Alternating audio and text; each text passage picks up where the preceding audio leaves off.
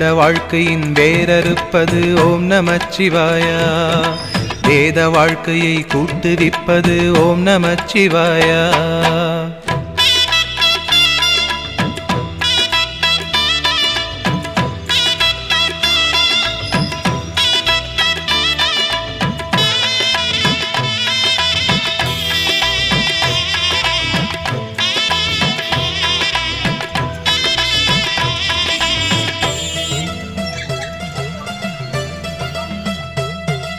காலனை காலெத்தியே விடும் ஓம் நமச்சிவாயா.